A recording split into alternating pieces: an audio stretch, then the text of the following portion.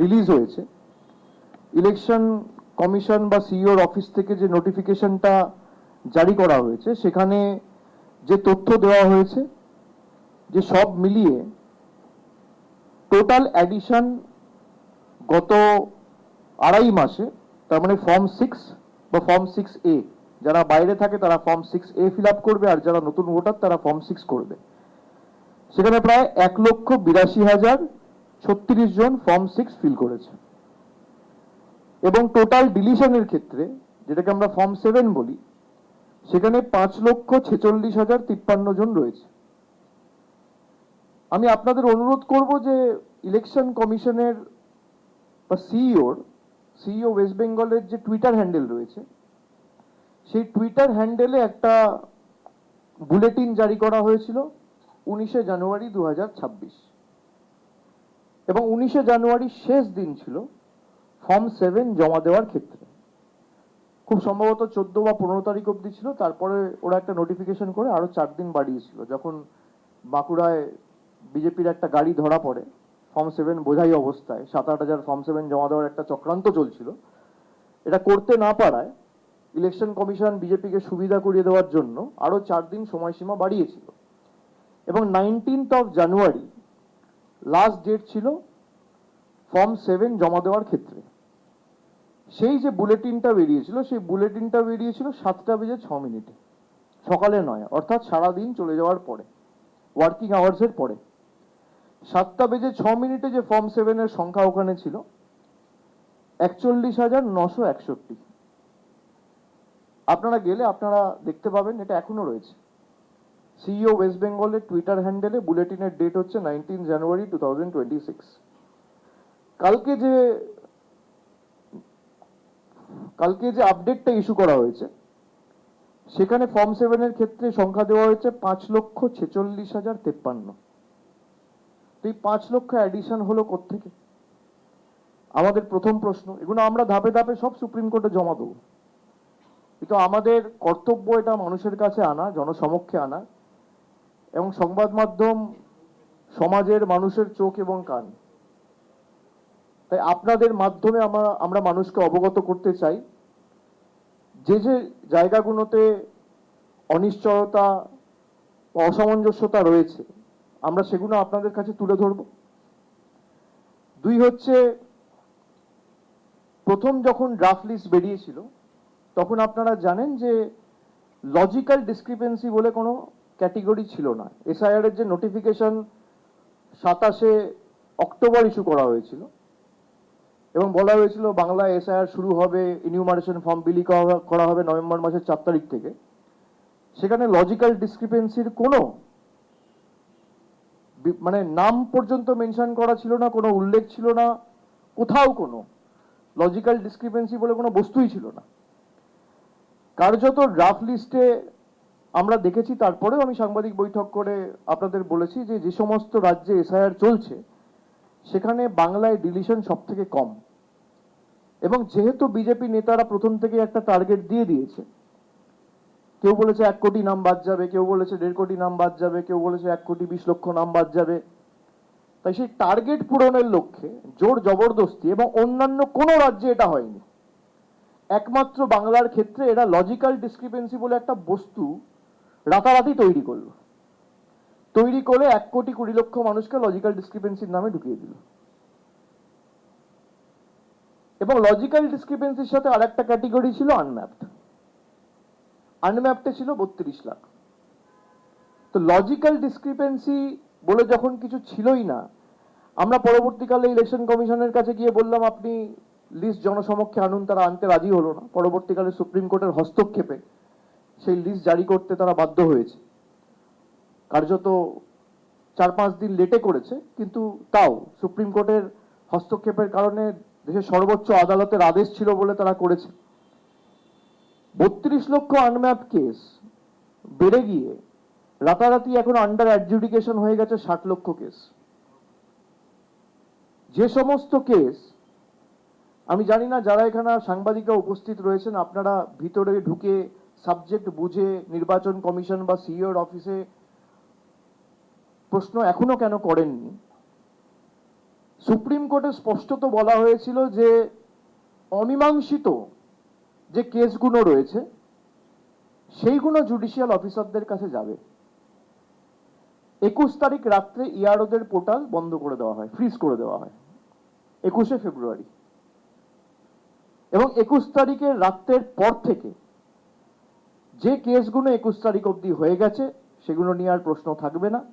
21 তারিখের পর থেকে যে কেসগুলো অমীমাংসিত রয়েছে সেই কেসগুলো জুডিশিয়াল অফিসারদের কাছে পাঠানো হবে, তারাই ফাইনাল অথরিটি। স্পষ্ট নির্দেশ ছিল। আপনারা যদি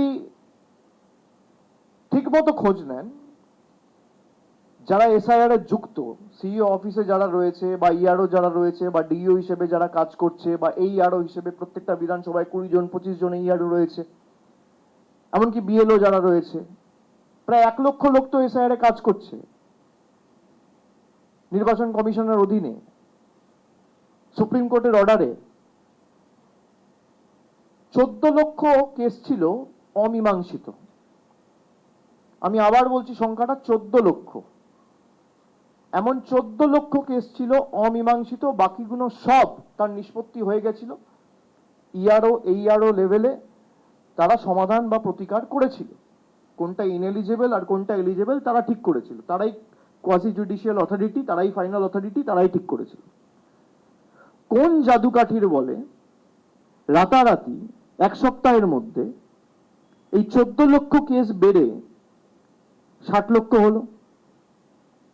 যার মীমাংসা হয়ে গেছে 21 তারিখে পোর্টাল ফ্রিজ হওয়ার আগে অবধি, সেই কেসগুলো কার অঙ্গুলি হেলনে, জোর জবরদস্তি, কাদের কথায়, কাদের অঙ্গুলি হেলনে, কাদের চাপে, কাদের বশ্যতা স্বীকার করে এই বাড়তি 46 লক্ষ কেস আপনি আন্ডার অ্যাডজুডিকেশনে ঢোকালেন?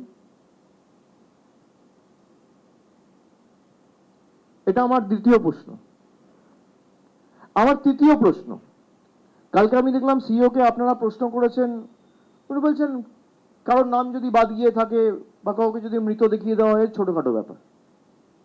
160 জন মারা গেছে, ওনার কাছে ছোটখাটো ব্যাপার। অন্তঃসত্ত্বা মহিলাকে 7 ঘন্টা 8 ঘন্টা লাইনে দাঁড় করিয়ে রাখছে, ওনার কাছে ছোটখাটো ব্যাপার। 80 বছরের বয়স্ক মানুষ, 85 বছরের মহিলা স্ট্রেচারে করে হিয়ারিং এ নিয়ে আসতে হয়েছে, ওনার কাছে ছোটখাটো ব্যাপার। আমার কাছে লিস্ট রয়েছে, আমি কাল রাত থেকে এক ডাকে অভিষেকে ফোন পেয়েছি, 243 জন আমাকে ফোন করেছে। আপনাদের এই লিস্ট আমি দিয়ে দেবো। এই 243 জন বেঁচে রয়েছে, সবাইকে মৃত দেখিয়ে দেওয়া হয়েছে। এখনো পর্যন্ত আমি যে খবর পেয়েছি, সংখ্যাটা তো বাড়বে, কমবে না। এখনো তো 24 ঘন্টা হয়নি, কাল সারাদিন ওয়েবসাইট জাম ছিল। এখনো পর্যন্ত 243 জন এমন রয়েছে বাংলা এবং বিভিন্ন জেলা জুড়ে। কারোর দক্ষিণ 24 পরগনায় বাড়ি, কারোর উত্তর 24 পরগনায় বাড়ি, কারোর নদিয়ায় বাড়ি, কারোর বর্ধমানে বাড়ি, কারোর কুচবিহারে বাড়ি। এত লোককে মৃত দেখিয়ে দেওয়া হলো রাতারাতি, ওনার কাছে ছোটখাটো ব্যাপার। ভারতের জন্য বিশ্বকাপ এনেছে দেশের মহিলা ক্রিকেট টিম, এবং যার অবদান সব থেকে বেশি, বাংলার রিচা ঘোষ, তাকে দিয়ে দেওয়া হয়েছে আন্ডার অ্যাডজুডিকেশন। মনোজ আগরওয়ালের জন্য ছোটখাটো ব্যাপার। তাহলে ওয়ার্ল্ড কাপ ট্রফিটাও তো আন্ডার অ্যাডজুডিকেশন, তাই নয় কি? অমর্ত্য সেনকে আপনি হিয়ারিং নোটিশ পাঠাচ্ছেন, তাহলে নোবেল প্রাইজটাও তো আন্ডার অ্যাডজুডিকেশন। মোহাম্মদ শামিকে আপনি হিয়ারিং নোটিশ পাঠাচ্ছেন, তার অবদানের কারণে জেতা ওয়ার্ল্ড কাপও তো তাহলে আন্ডার অ্যাডজুডিকেশন। রাজ্য সরকারের মন্ত্রী, আমি সকালে উঠে শুনছি শশী পাজা, তার নাম আন্ডার অ্যাডজুডিকেশন। রাজ্য সরকারের চিফ সেক্রেটারি, তার নাম আন্ডার অ্যাডজুডিকেশন। ঠিক করবে কে? নরেন্দ্র মোদী, অমিত শাহ আর জ্ঞানেশ কুমার, যারা দশকের পর দশক এই বাংলায় রয়েছে। তাদের ভোটাধিকার, মৌলিক অধিকার কেড়ে নেওয়া, খালি ভোট দেয়নি বলে। বিজেপিকে? এরকম একাধিক প্রশ্ন তো আমাদের রয়েছে। আমি খালি আপনাদের একটা ভিডিও দেখাবো, ভিডিওটা চালাও। हम पहले डिटेक्ट करेंगे, डिलीट करेंगे और फिर डिपोर्ट करेंगे। ইয়ারে যদি 50 লাখ বাদ যায় এখানে 1,25,00,000 বাদ যাবে। ममता बनर्जी 1 करोड़ घुसपैठिए के नाम बंगाल की वोटर लिस्ट में है। उन्होंने धोकर इन सब इन्फिल्ट्रेटर्स को भारत का नागरिक बना दिया। এসআইআরে কমপক্ষে 1,20,00,000 মানুষ বাদ যাবে। 1 লক্ষ কেন 2 লক্ষ বাদ যেতে পারে। মারু পড়া। हम पहले আমি অনুরোধ डिटेक्ट করবো करेंगे, সংখ্যাটা মন डिलीट দিয়ে শুনুন। करेंगे और फिर डिपोर्ट करेंगे। ইয়ারে যদি 50 লাখ বাদ যায় এখানে 1,25,00,000 বাদ যাবে। ममता बनर्जी 1 करोड़ घुसपैठिए के नाम बंगाल की वोटर लिस्ट में है। उन्होंने धोकर इन सब इन्फिल्ट्रेटर्स को भारत का नागरिक बना दिया। এসআইআরে কমপক্ষে 1,20,00,000 মানুষ বাদ যাবে। 1 লক্ষ কেন 2 লক্ষ বাদ যেতে পারে। মারু পড়া। আপনারা দেখলেন এই ভিডিও কোনো আমার কথা না, তৃণমূলের কোনো নেতার কথা নয়। রাজ্যের বিরোধী দলনেতা শুভেন্দু অধিকারী তিনি এসআইআর হওয়ার আগে, সংখ্যাটা এই কারণে আপনাদের সবাইকে বললাম মনোযোগ দিয়ে শুনুন, তিনি বলছেন 1,25,00,000 নাম বাদ যাবে। শান্তনু ঠাকুর বলছেন 1,20,00,000 নাম বাদ যাবে। এবার আপনাদের দেখাই, অমিত শাহ বলে না ক্রোনোলজি সমঝো, আপনারা ক্রোনোলজি বুঝুন। 58 লক্ষ নাম প্রথমে বাদ দেওয়া হলো। কালকে দেখানো হয়েছে যে ফর্ম 7 এর মাধ্যমে 5,48,000 মানে 5.5 লক্ষ, তাহলে 58 লক্ষ আর প্রায় 6 লক্ষ যদি আমি ধরি তাহলে কত হলো? 64 লক্ষ। 6,06,675 under adjudication, sorry 60,06,675 under adjudication. তার মানে 64 আর 60 কত হলো? 1,24,00,000। শুভেন্দু অধিকারী বলেছে 1,25,00,000। শান্তনু ঠাকুর বলেছে 1,20,00,000। এটা আমার কথা নয়, টার্গেট অনেক আগে সেট করে দেওয়া হয়েছে। এই অপদার্থগুলো তো বিজেপি নেতাদের 200 টার্গেট পার করতে পারে না। তাই গরিব মানুষকে অস্বস্তিতে ফেলা, তাদের টর্চার করা, তাদের হয়রানির শিকার হওয়া, তাদেরকে লাইনে দাঁড়িয়ে ব্যতিব্যস্ত করা, তাদের মৌলিক অধিকার কেড়ে নেওয়া, ভোটাধিকার কেড়ে নেওয়া, টার্গেট অনেক আগে সেট হয়ে গেছিল। আমরা কেন বলেছিলাম যে যখন বেরোবে আপনারা মিলিয়ে নেবেন যে আলটিমেটলি এই নির্বাচন কমিশন, দেশের জাতীয় নির্বাচন কমিশন হচ্ছে বিজেপির সহকারী সংস্থা। বিজেপির অঙ্গুলি হেলনে জ্ঞানেশ কুমার চলছে। আপনি আমার বিরুদ্ধে মামলা করুন, আমি লড়ে নেবো, আমার রাইট হবে তো, আমি সুপ্রিম কোর্টে গিয়ে নিজে লড়াই করতে পারবো। আপনি করুন না, আমি একাধিক প্রমাণ দিয়ে দেবো। যে নির্বাচন কমিশন সুপ্রিম কোর্টের কথা মানে না, সুপ্রিম কোর্টের গাইডলাইন ফলো করে না, আমরা তো যতবার সুপ্রিম কোর্টে আমাদের দাবি নিয়ে গেছি সুপ্রিম কোর্ট মান্যতা দিয়েছে। সুপ্রিম কোর্ট জুডিশিয়াল অফিসার যখন অ্যাপয়েন্ট করেছে তার মানে কি? যে নির্বাচন কমিশনের অ্যাপয়েন্টেড অফিসারদের উপর সুপ্রিম কোর্টের সর্বোচ্চ আদালতের ভরসা নেই, সেই কারণেই জুডিশিয়াল অফিসার অ্যাপয়েন্ট করতে হয়েছে। যদি ইলেকশন কমিশন অফ ইন্ডিয়ার উপর ভরসা থাকতো তাহলে তো ইলেকশন কমিশন যেভাবে চাইতো সেভাবে চালাতো। লজিক্যাল ডিসক্রিপেন্সি রিলিজ করতে চাইছিল না, হিয়ারিং ভেন্যুতে BLA2 অ্যালাউ করতে চাইছিল না, হিয়ারিং ভেন্যুর সংখ্যা বাড়াতে চাইছিল না, মানুষকে অ্যাকনলেজমেন্ট রিসিপ্ট দিতে চাইছিল না, সব তো সুপ্রিম কোর্ট বাতিল করে দিয়েছে। আমরা এই লিস্ট জমা দেবো, আমাদের কাছে যে লিস্ট রয়েছে, কিন্তু তার সাথে সাথে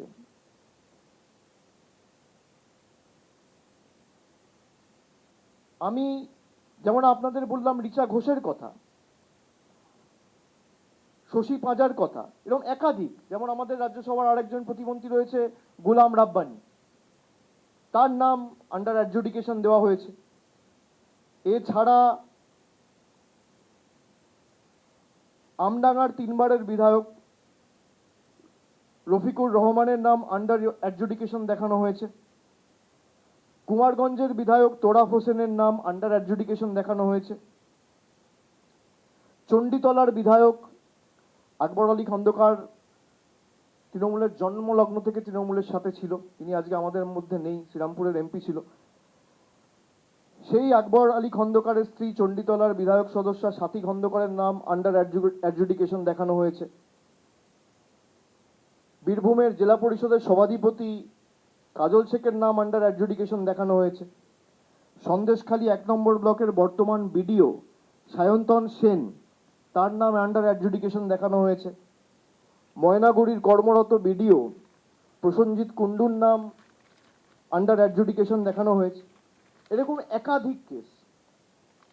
এবং আমি আপনাদের প্রথমেই যেটা বললাম যে 19শে জানুয়ারির যে নোটিফিকেশনটা বা বুলেটিনটা, এটার সাথে যদি আপনারা কালকের প্রেস রিলিজটা ম্যাচ করে দেখেন, যেখানে দিনের শেষে ওরা বলেছিল 41,000 ফর্ম 7 পড়েছে, আর কালকে ওরা প্রেস রিলিজ করে নোটিফিকেশন ইস্যু করে বলছে যে ফর্ম 7-এর সংখ্যা 5,48,000। এটা আমি না, ওরা যে রিলিজ করেছে তার মধ্যে ব্র্যাকেটে ফর্ম 7 বলে লেখা রয়েছে, আপনারা নিশ্চয়ই সেটা দেখেছেন। ফর্ম 6-এ যদি আসি, মানে নতুন ভোটার, সেখানে আপনারা দেখবেন যে 19 তারিখের যে নোটিফিকেশনটা ছিল, 20 তারিখে ওরা একটা নোটিফিকেশন করেছিল, আপনারা সেটাও দেখতে পারেন। সেখানে ফর্ম 6-এর সংখ্যা ছিল 6,33,762, 6,33,762। আর কালকে যে ফর্ম 6 দেখানো হয়েছে, সেখানে দেখানো হয়েছে টোটাল হচ্ছে 1,82,036। তাহলে 4 লক্ষ কোথায় গেল? 5 লক্ষ বাদ দেওয়া আর ফর্ম 6 থেকে 4 লক্ষ বাদ দেওয়া, এখানেই তো 9 লক্ষ ভোটের হেরফের হয়েছে। আমি আপনাদের যেটা বলেছিলাম যে এই একই জিনিস এরা মহারাষ্ট্রে করেছে, একই জিনিস এরা হরিয়ানায় করেছে, একই জিনিস এরা দিল্লিতে করেছে। আমি ইলেকশন কমিশনের বাইরে দিল্লিতে বলেছিলাম যে ভোটের চুরি ভোটার লিস্টে হচ্ছে। এই এদের চুরি যদি অন্য রাজনৈতিক দলগুলো আটকাতে পারতো, কোথাও আজকে বিজেপি ক্ষমতায় থাকতো না। এটা মানুষের ম্যান্ডেটে আসেনি, কারচুপি করে এসেছে, চুরি করে এসেছে। এই কারণেই এসআইআর কে আমরা বলেছিলাম সাইলেন্ট ইনভিজিবল রিগিং, চুপি চুপি ভোটের কারচুপি। 1, 2, 4টে কেস তো নয়, এখনো 24 ঘন্টা হয়নি, আমার কাছে 242 জন ফোন করেছে, 1000 হবে। লোক বেঁচে রয়েছে, আপনি দেখিয়ে দিচ্ছেন মৃত। আপনার এত গায়ে জ্বালা কেন? এক একটা জেলা থেকে আমি যদি আপনাদের কাছে আন্ডার অ্যাডজুডিকেশন এখন লিস্টটা খালি দেখি, কুচবিহারে আন্ডার অ্যাডজুডিকেশন 2,38,000, মানে ভোটার লিস্টে উপস্থিত থাকা মানুষের প্রায় 10% মানুষ। উত্তর দিনাজপুরে 4,80,000, ভোটার লিস্টে নাম রয়েছে 21 লক্ষ, মানে প্রায় 30%। মালদায় ভোটার লিস্টে নাম রয়েছে 29 লাখ, আন্ডার অ্যাডজুডিকেশন প্রায় 8.5 লাখ, মানে 40%। 40% ভোটারকে আপনি বাতিল করতে চাইছেন মালদার ক্ষেত্রে। মুর্শিদাবাদ 54 লক্ষ ভোটার লিস্টে নাম রয়েছে, আন্ডার অ্যাডজুডিকেশন 11,01,000, মানে প্রায় 20%-এর উপরে। উত্তর 24 পরগনা 75 লক্ষ ভোটার রয়েছে, আন্ডার অ্যাডজুডিকেশন প্রায় 6 লক্ষ। দক্ষিণ 24 পরগনা প্রায় 5.5 লক্ষ, 5,22,000। পূর্ব বর্ধমান প্রায় 3,65,000। আন্ডার অ্যাডজুডিকেশন এগুলো কারা ঠিক করছে? সুপ্রিম কোর্টের অর্ডারের পরে জুডিশিয়াল অফিসারদের ডেকে তাদেরকে এসওপি তৈরি করে দেওয়া হচ্ছে। সুপ্রিম কোর্ট তো এসওপি তৈরি করতে বলেন। সুপ্রিম কোর্ট বলেছে যে একটা বৈঠক হবে, সেই বৈঠকে নির্বাচন কমিশনের প্রতিনিধি থাকবে, রাজ্যের প্রতিনিধি থাকবে, চিফ সেক্রেটারি থাকবে, রাজ্য পুলিশের ডিজি থাকবে। তারা ঠিক করবে নিজেদের মধ্যে আলোচনা করে, in consultation with the chief justice of Kolkata high court, যে যে কেসগুলো আন্ডার অ্যাডজুডিকেশন রয়েছে সেগুলো টাইম বাউন্ড ম্যানারে কিভাবে শেষ করা যায়। তারা এসওপি করে দিচ্ছে যে আধার চলবে না, বিবাহিত মহিলাদের ক্ষেত্রে আধার নেওয়া হচ্ছে না।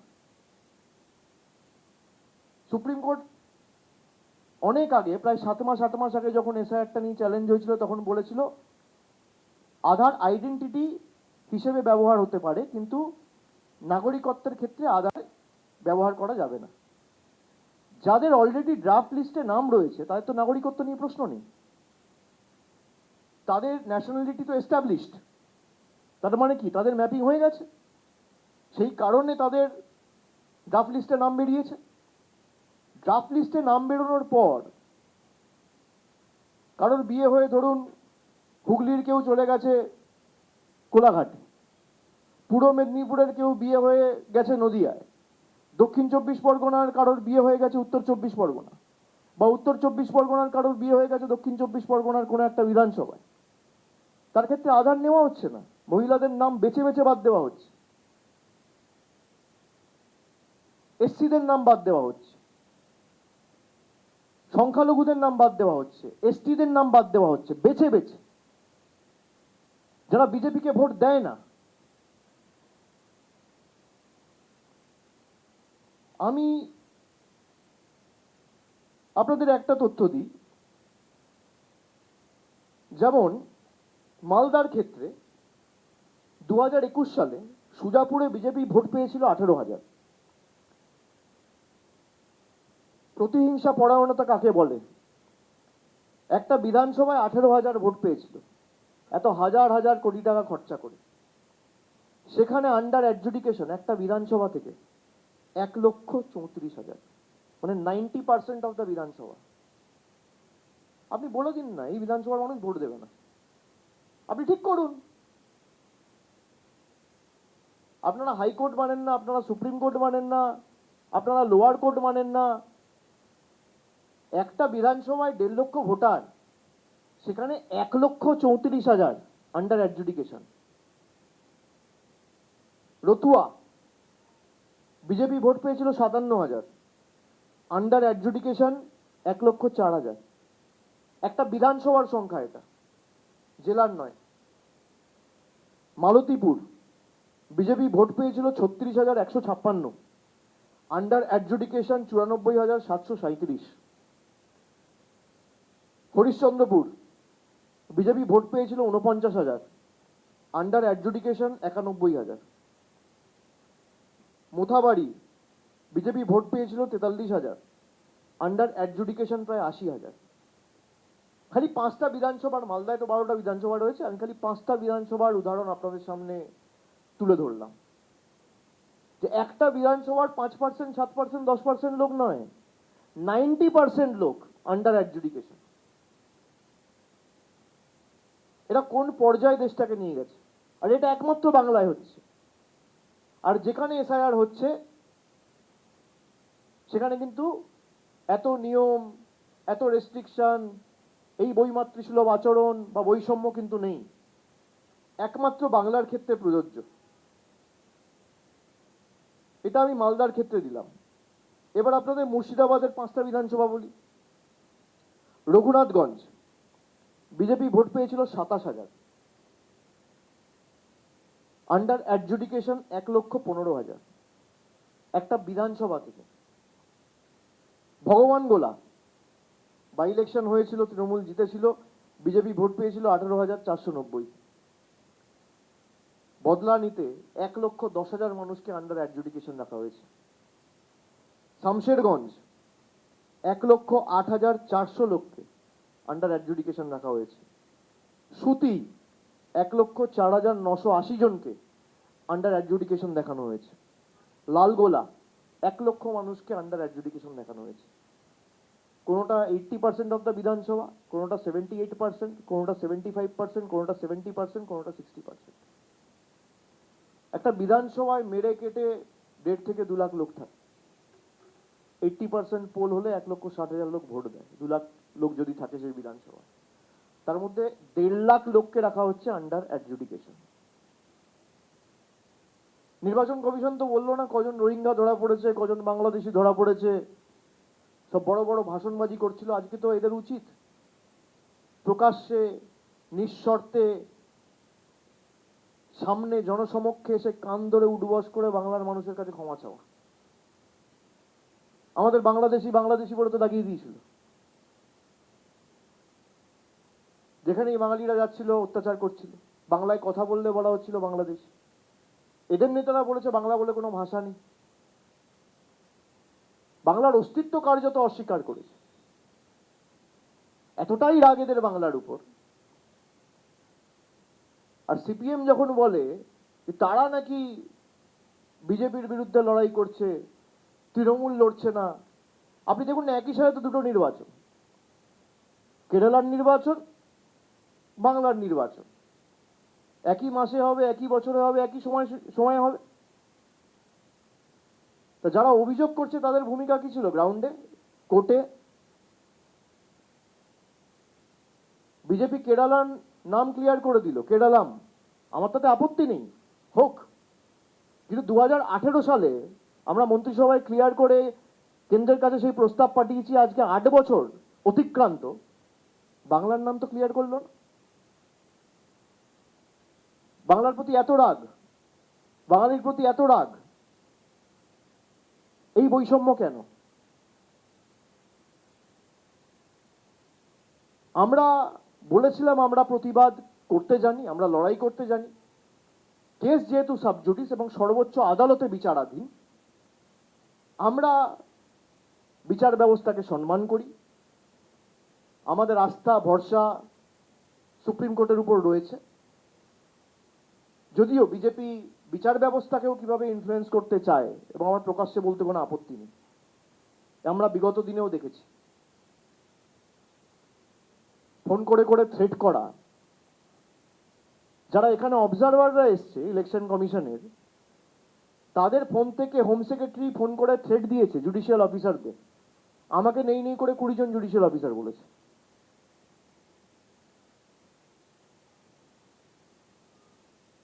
কে এখতিয়ার দিয়েছে?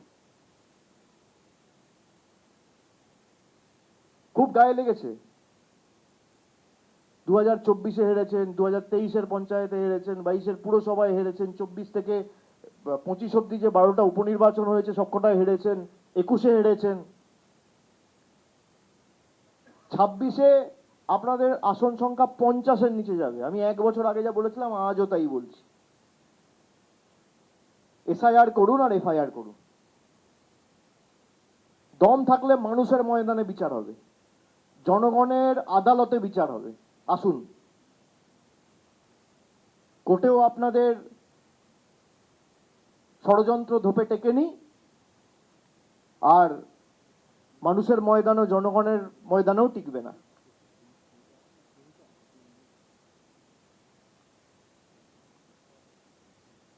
আরপি অ্যাক্টের পুরো মানে গোষ্ঠীর পিণ্ডি চটকে দিয়েছে। আরপি অ্যাক্ট বলে দেশে আর কিছু থাকলো না, যা প্রেসিডেন্স হয়ে গেল। পার্লামেন্টের তো আর কোনো দরকার নেই। আপনি 1500 কোটি টাকা করে নতুন কোটি খরচা করে নতুন পার্লামেন্ট করেছেন, উঠিয়ে দিন। পার্লামেন্টে যে আইন পাস করানো হয়, দেশের বিচার ব্যবস্থার তো কোনো দরকার নেই। সব নরেন্দ্র মোদী অমিত শাহরা বসে ঠিক করুক, জ্ঞানেশ কুমারদের মতো 4টে পুতুলকে বসিয়ে।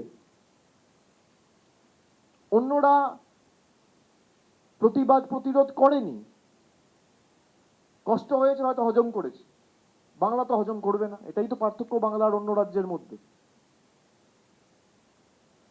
আরপি অ্যাক্ট এম্পাওয়ার করছে ইআরওকে, এইআরওকে, আর আপনি একটা পিছনে করে গুজে দিচ্ছেন মাইক্রো অবজারভার। তাহলে আপনি সব জায়গায় লাগান। ওই অন্যান্য জায়গায় তো মাইক্রো অবজারভার নেই, রাজস্থানে নেই, গুজরাটে নেই, উত্তরপ্রদেশে নেই, বাংলায় কেন? বাঙালির নাম কাটতে হবে।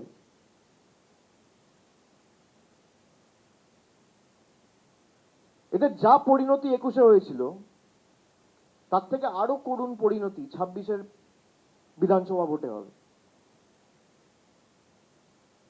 আর আমরা তো বারে বারে বলে এসেছি যে আপনি সময় নিয়ে করুন না।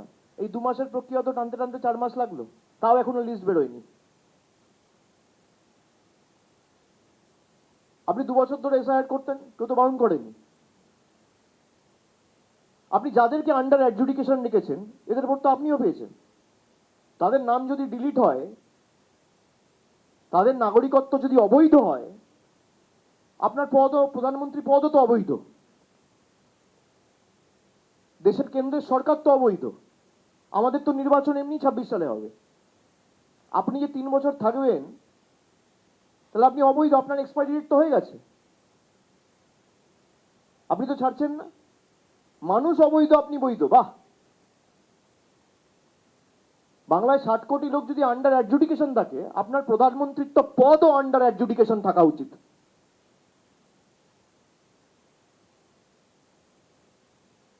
হোম মিনিস্টারের পদ আন্ডার অ্যাডজুডিকেশন থাকা উচিত।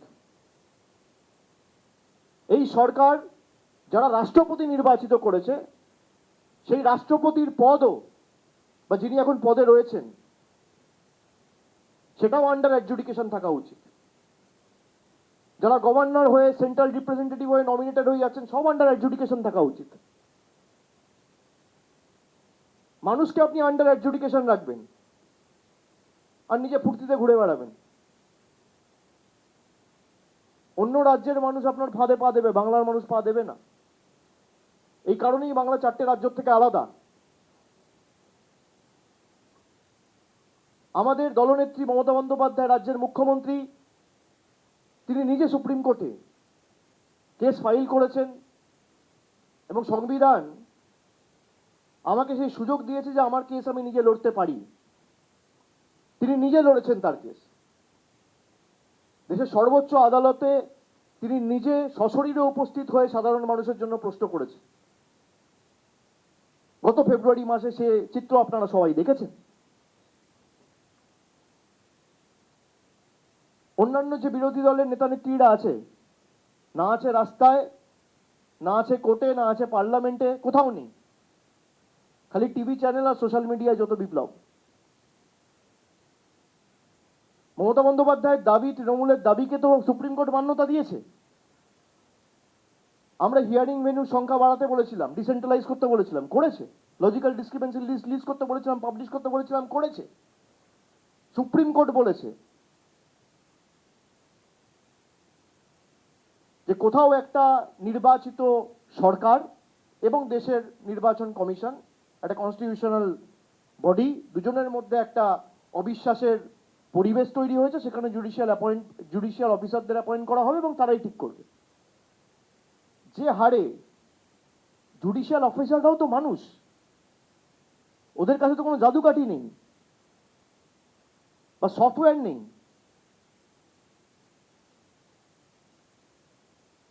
ষাট লক্ষ কেস যদি আন্ডার অ্যাডজুডিকেশন থাকে, সব মিলিয়ে খুব বেশি হলে 500 জুডিশিয়াল অফিসার কাজ করছে।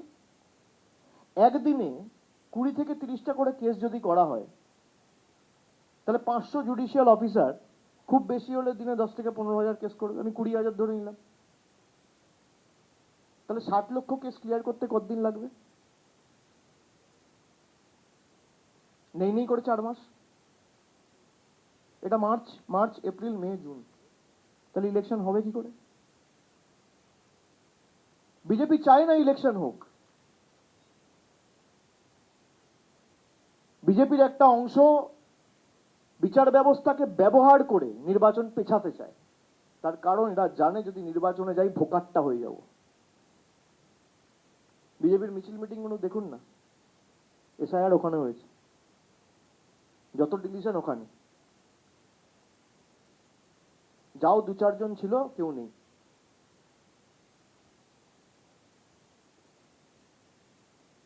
একজন জুডিশিয়াল অফিসার তো যদি 20টা, 30টা, 40টা করেও কেস করে, তারও তো 3-4 মাস লাগবে। আর নির্বাচন প্রক্রিয়া যদি আপনাকে 5 তারিখের মধ্যে মে মাসের কমপ্লিট করতে হয়, তাহলে আপনাকে খুব বেশি হলে 20 তারিখের মধ্যে নির্বাচন ঘোষণা করতে হবে। আজকে 1 তারিখ, 20 দিনের মধ্যে কি 60 লক্ষ কেস ক্লিয়ার করা যায়?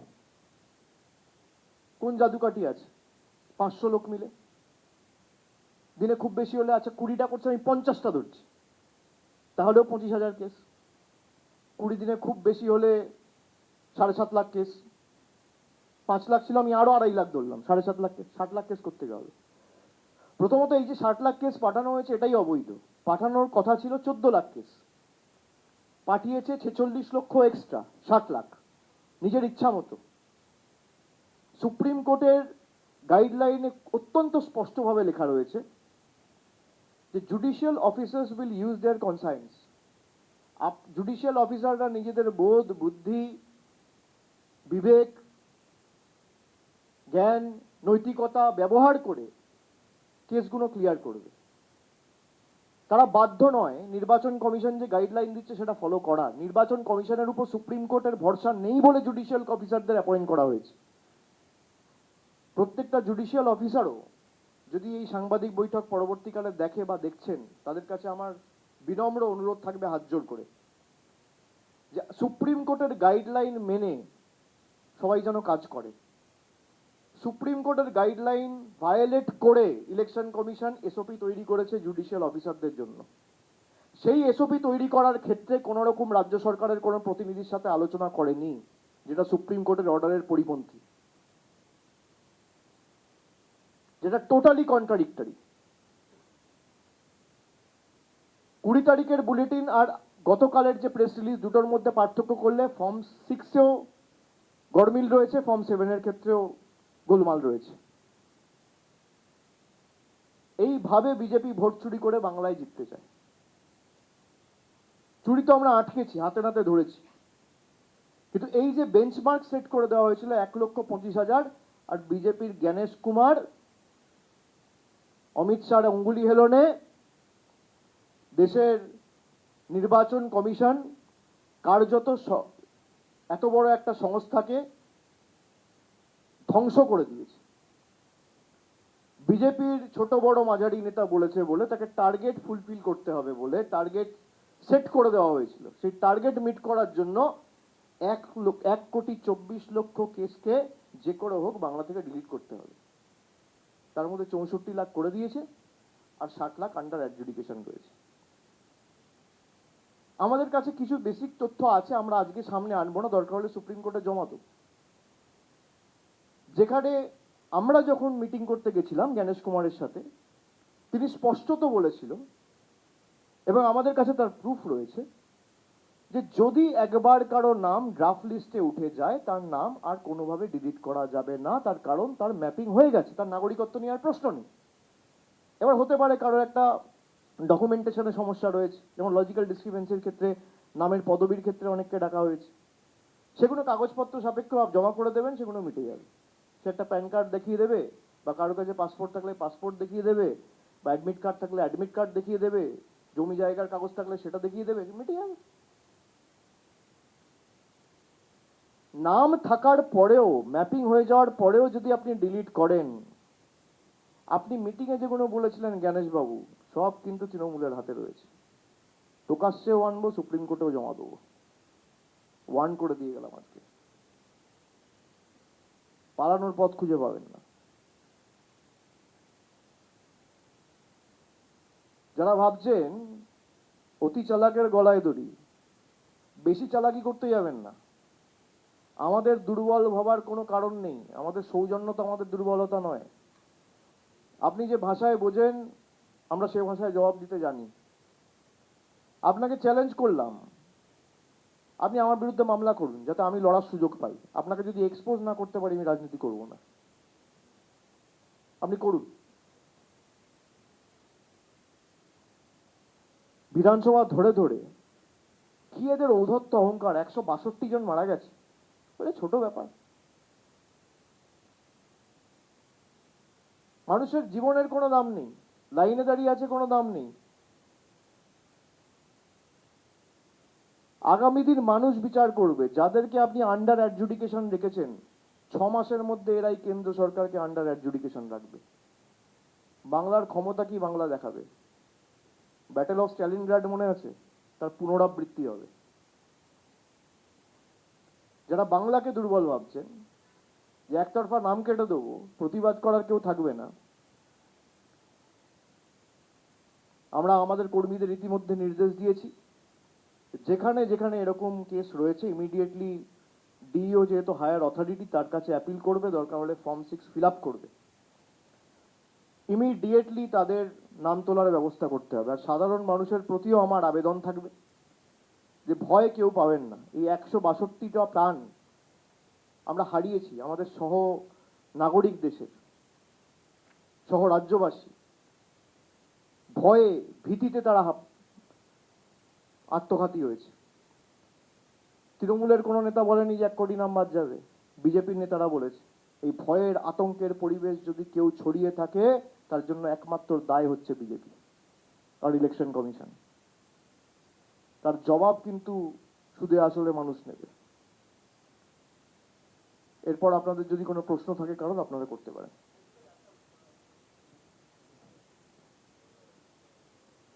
আচ্ছা, আমি তো অলরেডি অনেক কিছু বলে দিয়েছি, যদি এর বাইরে কিছু থাকে তাহলে করবেন।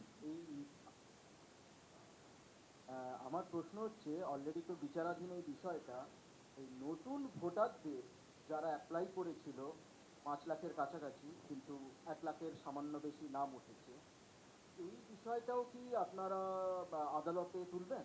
নিশ্চয়ই। আমি যা যা তথ্য আজকে আপনাদের সামনে তুলে ধরলাম, প্রতিটাই তথ্য যথাসময়ে সর্বোচ্চ আদালতের কাছে আমরা প্লেস করব। এটা তো আমাদের কর্তব্য, এটা তো সুপ্রিম কোর্ট মনিটর্ড। তো আপনি তো চুরি করে পালাতে পারবেন না।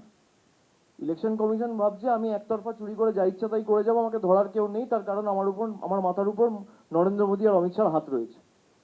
ভাই, আপনার মাথার উপর যার হাত থাকুক, আমাদের মাথার উপর মানুষের হাত রয়েছে। গণতন্ত্রের দেখি না দেশের প্রধানমন্ত্রী, স্বরাষ্ট্রমন্ত্রী, নির্বাচন কমিশন বেশি ক্ষমতাশালী না সাধারণ মানুষ বেশি ক্ষমতাশালী? যতবার গেছে ইলেকশন কমিশনই মুখ থুবড়ে পড়েছে। এটা তো মাধ্যমিকের অ্যাডমিট কার্ডও নিচ্ছিল না, সুপ্রিম কোর্ট বলেছে নিতে বাধ্য হয়েছে। আধার কার্ড নিচ্ছিল না, বলে দেওয়ার পরও এখনো আধার কার্ড রিজেক্ট করছে, ম্যাপড কেসেসে। তো এইগুলো সবই আমরা সুপ্রিম কোর্টের কাছে, সর্বোচ্চ আদালতের কাছে উপস্থাপিত করব। অভিষেক, আপনি একটু আগে যেটা বললেন যে বিজেপির একটা অংশ চাইছে, আপনার অভিযোগ যে সঠিক সময় যাতে নির্বাচন না হয়, নির্বাচন পিছুয়। তো এর আগেও যেরকম বেশ কিছু নির্দিষ্ট পয়েন্ট আপনারা আদালতের গোচরে এনেছেন, এবং সেই অনুযায়ী অনেকগুলো ক্ষেত্রে আমরা দেখেছি যে আদালত আপনাদের যে বক্তব্য ছিল সেই অনুযায়ী সদর্থক নির্দেশ দিয়েছে। এই মুহূর্তে দাঁড়িয়ে এই বিষয়টা মাথায় রেখে আপনারা কি সুপ্রিম কোর্টের দৃষ্টি আকর্ষণ করতে চাইছেন নির্দিষ্টভাবে? সেক্ষেত্রে কি কি ধরনের হস্তক্ষেপ বা কি ধরনের এক্সপেকটেশন সুপ্রিম কোর্টের কাছে আপনাদের থাকতে পারে? না, সুপ্রিম কোর্টের অর্ডারে অত্যন্ত স্পষ্টত বলেছে, খুব সম্ভবত 20 তারিখে যে অর্ডারটা সুপ্রিম কোর্ট পাস করেছিল, সেখানে বলেছিল যে our only concern is the disputed cases should be completed in a time bound manner. এবার আমার যতটুকু শেষ 10 দিনে দেখে মনে হয়েছে যে 500 জুডিশিয়াল অফিসার যদি এর সাথে যুক্ত থাকে এবং এক এক দিনে 20টা, 30টা, 40টা করে কেস তারা ক্লিয়ার করে, তাহলে 60, যদি 14 লক্ষ হতো তাহলে হয়তো 20 দিনে হয়ে যেত, যেটা অ্যাকচুয়ালি পাঠানোর কথা, কিন্তু তা তো পাঠায়নি। সেটাও আমরা মেনশন করব সুপ্রিম কোর্টে। কিন্তু যেহেতু 60 লক্ষ এখন আন্ডার অ্যাডজুডিকেশন রয়েছে, এই 60 লক্ষ কেস যদি এদেরকে কমপ্লিট করতে হয় তাহলে তো 3-4 মাস পেরিয়ে যাবে। সেক্ষেত্রে নির্বাচন তো আপনার জুলাইতে, অগস্টে হবে। ভোটার লিস্টের কাজ কমপ্লিট করতে করতে মার্চ, এপ্রিল, মে, জুন 4 মাস লাগবে। তারপর আপনার সাপ্লিমেন্টারি ভোটার লিস্ট বেরোবে, তারপর আপনার নির্বাচন হবে। নাহলে তো নির্বাচন হতে পারে না। অনেক বিধানসভা রয়েছে আপনি দেখবেন যেখানে 2000-4000 ব্যবধানে দলের প্রার্থীরা যেতে, এবং মহারাষ্ট্রের ক্ষেত্রে, হরিয়ানার ক্ষেত্রে, এদিকে দিল্লির ক্ষেত্রে অনেক প্রার্থী রয়েছে যেখানে 300, 400, 500 ভোটের ব্যবধানে জিতেছে। এক একটা বিধানসভা থেকে যদি আপনি 1 লক্ষ, 1.5 লক্ষ আন্ডার অ্যাডজুডিকেশন করে দেন, এবার আমি তর্কের খাতিরে ধরলাম সেখানে 50% ক্লিয়ার হয়ে গেল, 75,000 ক্লিয়ার হয়ে গেল, 75,000 স্টিল আন্ডার অ্যাডজুডিকেশন, তারা তো ভোট দিতে পারবে না। তারা যদি ভোট না দিতে পারে তাহলে সেই আসনও তো অমীমাংসিত থাকা উচিত, তাই নয় কি? দুটো তো একসাথে হতে পারে না। তা এগুলো আমরা সর্বোচ্চ আদালতের কাছেও তুলবো, আমরা আমাদের মতো আইনতও লড়বো, আর আমরা এই নিয়ে মাঠেও নামবো। 6 তারিখ মেট্রো চ্যানেলে মমতা বন্দ্যোপাধ্যায় নিজে এই নিয়ে প্রতিবাদ কর্মসূচি নিয়েছে। তিনি অবস্থান বিক্ষোভ এবং ধর্নায় দুপুর 2টো থেকে নিজে বসবেন। তারপরে পরবর্তী কর্মসূচি তিনি অ্যানাউন্স করবেন। 6 তারিখ, আগামী 6 তারিখ মেট্রো চ্যানেলে, মানে প্ল্যানেট ইস্ট, যেখানে মমতা বন্দ্যোপাধ্যায় অনশন করেছিলেন, সেই একই জায়গায় আমরা অলরেডি দলের তরফ থেকে একটা চিঠি অথরিটিসদের কাছে জমা করেছি। 6 তারিখ দুপুর 2টোয় তিনি অবস্থান বিক্ষোভে বসবেন এবং সেখানে দলের সর্বস্তরের প্রতিনিধি, দূরে যারা রয়েছে আমি সবাইকে আসার জন্য অনুরোধ করব না, তার কারণ এসআইআর চলছে এখন, এই আগামী 10-15 দিনও খুব গুরুত্বপূর্ণ। কিন্তু কলকাতার আশেপাশে পার্শ্ববর্তী জেলায় যারা রয়েছেন তারা আসবেন নিজের এলাকা সামলে, এবং পরবর্তী দলের কর্মসূচি 6 তারিখ সেখান থেকে মমতা বন্দ্যোপাধ্যায় নিজে ঘোষণা করবেন। অভিষেক, আমি অনুপম, আকাশ বাংলা থেকে। এর বাইরে একটা প্রশ্ন করছি, যা বলেছে সেটা হচ্ছে যে দেখা গেল এই যে এত চাপ সৃষ্টি করেছিল অরবিন্দ কেজরিওয়াল, সে লোকটা পুরো মানে টিমটা পুরোই নির্দোষ প্রমাণিত হলো। তো এটা নিয়ে তুমি কি বলবে? ইস্তফা দেওয়া উচিত নরেন্দ্র মোদী, অমিত শাহ, এবং আমি যতটুকু শুনেছি 500 পাতার ওই রাউজ এভিনিউ কোর্টের জাজ তিনি অর্ডার দিয়েছেন, এবং তিনি এটাও লিখেছেন বা এক্সপ্রেস করেছেন যে যারা তাকে অনৈতিকভাবে ফাঁসিয়েছে সেই তদন্তকারী সংস্থার নির্দিষ্ট অফিসারগুলোর বিরুদ্ধেও ব্যবস্থা নেওয়া উচিত। এই একই জিনিস তো সর্বত্র করে বেড়ায়, আমরা তো এটা প্রথম দিন থেকে বলে আসছি। আজকে দিল্লির মানুষ বুঝুক, আজকে জোর করে একটা মানুষকে জেলে ঢুকিয়ে সিটিং চিফ মিনিস্টার দুর্নীতিগ্রস্ত বলে দিনের পর দিন তাকে যেভাবে জনসমক্ষে, এবং মিডিয়ার একাংশ এর জন্য দায়ী, আপনারা নিজেরাও দায়ী, আপনারা কোনোদিন সঠিক খবরটা মানুষের কাছে উপস্থাপিত করেন না, এই জন্যই সবাইকে গদি মিডিয়া বলা হয়। আমি আপনাকে বলছি না, কিন্তু যেভাবে তার ব্যক্তিগত আক্রমণ, ক্যারেক্টার অ্যাসাসিনেশন, পার্টিকে দুর্নীতিগ্রস্ত, তার বিরুদ্ধে যে স্মিয়ার ক্যাম্পেইন চালানো হলো, আজকে সেটা যে ক্ষতি হলো সেই ক্ষতির ক্ষতিপূরণ কে দেবে? নরেন্দ্র মোদী দেবে না অমিত শাহ দেবে? যারা দিনের পর দিন তার বেল আটকে রেখেছে সেই জাজরাও তো একইভাবে দায়ী। আমি স্যালুট জানাই যে আমাদের বিচার ব্যবস্থায় এমন জাজেরা রয়েছে যারা এখনো এই সৎসাহস দেখায়, যারা সংবিধানের রীতিনীতি মেনে কাজ করে, যারা নিরপেক্ষতার সাথে নিজেদের ডিউটি ডিসচার্জ করে। আর এরকম লোকেরা রয়েছে বলেই সমাজটা বেঁচে রয়েছে। সত্য তো আজ নয় কাল জনসমক্ষে আসবেই, কিন্তু যাদের কারণে হয়েছে পরবর্তীকালে আপনি দেখবেন যে একই জিনিস ঝাড়খণ্ডের ক্ষেত্রেও এস্টাবলিশড হবে। সিটিং চিফ মিনিস্টারকে অ্যারেস্ট করা হয়েছিল, মানুষ তার রায় দিয়েছে, কিন্তু একই জিনিস আপনি দেখবেন আজকে হোক, 2 মাস পর হোক, 2 বছর পর হোক, এটা প্রতিষ্ঠিত। ইডি সিবিআই কোনোদিন বিজেপি শাসিত রাজ্যগুলোতে যায় না, আসামে যায় না, ত্রিপুরায় যায় না। এটা কি ধোয়া তুলসী পাতা? সবার তো সারদার নাম ছিল, আসামের চিফ মিনিস্টার নাম ছিল না? আমি চিঠি লিখেছি, সুদীপ্ত সেন নিজে লিখেছে, কবার ডেকেছে। যারা বিজেপিতে গেছে আপনি দেখুন, যাওয়ার পর একবার ইডি সিবিআই এদের ডেকেছে? আপনি কনভিক্ট করা বা এদের বিরুদ্ধে ব্যবস্থা নেওয়া, জেলে ঢোকানো এসব ছেড়ে দিন, একটা নোটিশ বা সামান পাঠিয়ে এদের জিজ্ঞাসাবাদ পর্যন্ত করা হয়নি। আমি বিজেপিতে গেলে ধোয়া তুলসী পাতা, আর যদি না যাই আমি দুর্নীতিগ্রস্ত। তো সত্যের জয় হয়েছে। আমি স্যালুট জানাই ওই রাউজ এভিনিউ কোর্টের জাজকে।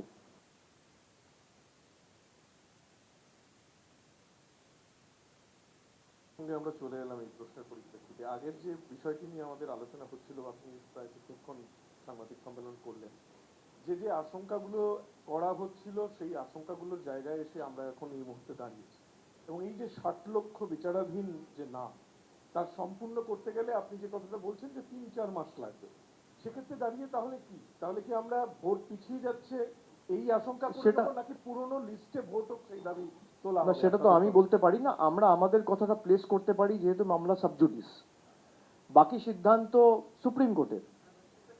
সুপ্রিম কোর্টে আমরা বলতে পারি যে কোনোভাবে তাহলে যারা অমীমাংসিত রয়েছে তাদের ভোটার রাইটস দেওয়া হোক বা কিছু একটা করা হোক, সেই প্রেয়ার তো আমাদের থাকবেই। বা কোনো মতে আগামী 20 দিনের মধ্যে, 15 দিনের মধ্যে, 10 দিনের মধ্যে যবেই ভোট ঘোষণা হবে তার আগে এই 60 লক্ষ কেস ক্লিয়ার করা হোক। তো আমাদের তো দাবি এই থাকবে যে যারা যোগ্য, এটা তো সবাই যোগ্য, এরা ইনিউমারেশন ফর্ম ভরেছে এবং এদের ন্যাশনালিটি এস্টাবলিশড, নাগরিকত্ব নিয়ে কোনো প্রশ্ন নেই। এবার কারোর হয়তো দাদুর সাথে বয়সের ফারাক, বাবার সাথে বয়সের ফারাক, পদবিতে সমস্যা, এই কারণে তাদেরকে অমীমাংসিত বা বিচারাধীন ক্যাটেগরিতে জোর জবরদস্তি ঢুকিয়ে দেওয়া হয়েছে। কিন্তু এটা তো ঢুকিয়ে দেওয়া মানে এই না যে তাদের ফান্ডামেন্টাল রাইট বা ইলেকটোরাল রাইট আমি কেড়ে নেবো। যে করে হোক আমরাও চেষ্টা করব, আর না হলে আমরা শেষ দেখে ছাড়বো, মানুষের কাছে যাব। একদিকে যেমন তৃণমূল সুপ্রিম কোর্টেও লড়বে, মমতা বন্দ্যোপাধ্যায় রাস্তাও থাকবে।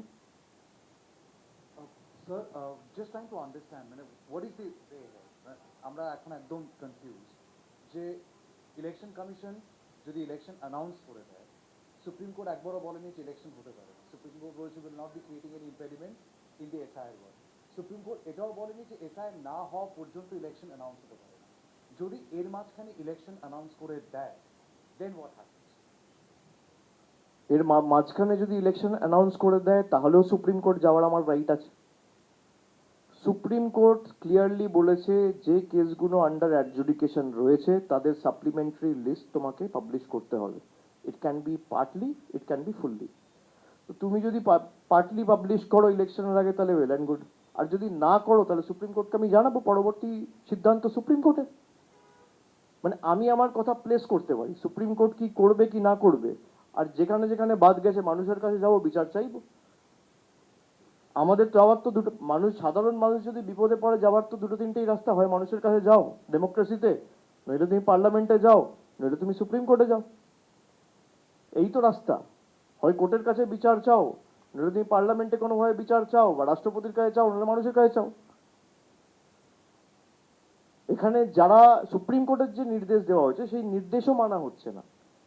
জুডিশিয়াল অফিসারদের যে এসওপি তৈরি করা হয়েছে, সুপ্রিম কোর্টের আদেশ কোথাও নেই যে জুডিশিয়াল অফিসারদের এসওপি তৈরি করবে ইলেকশন কমিশন। এই কারণেই দেরিটা হচ্ছে। এগুলো আমরা সুপ্রিম কোর্টেও বলবো, তারপর যা সুপ্রিম কোর্ট রায় দেবে সেটা মেনেই আমাদের কাজ করতে হবে।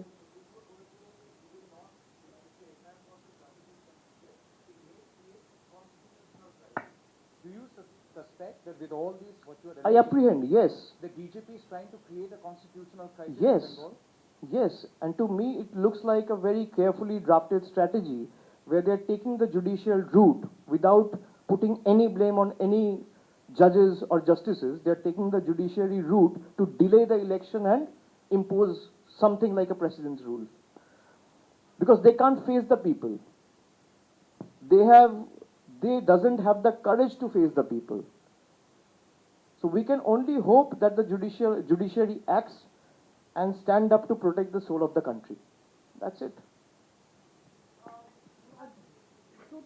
দুটো প্রশ্ন